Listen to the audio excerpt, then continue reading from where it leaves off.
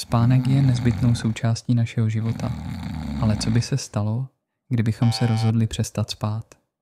Mnozí z nás to čas od času zažijí, dlouhé noci před zkouškami, pracovní termíny nebo prostě špatná nálada, která nám brání usnout. Ale co kdybychom to vzali do extrému a rozhodli se přestat spát úplně? Prvních 24 až 48 hodin bez spánku by se mohlo zdát zvládnutelných.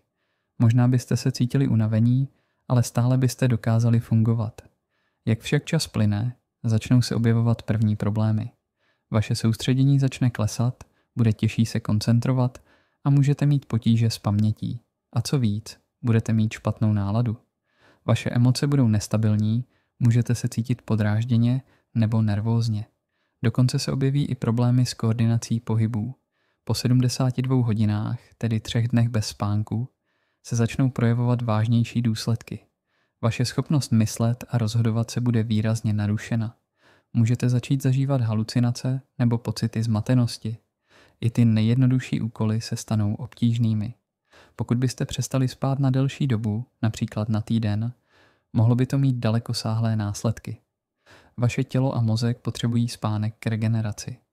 Bez něj klesne váš imunitní systém a zvýší se riziko srdečních onemocnění, cukrovky a dalších vážných zdravotních problémů. Kromě toho může dlouhodobý spánkový deficit vést k vážným psychickým potížím, jako je deprese, úzkost nebo dokonce psychóza. Jak tedy vypadá život bez spánku?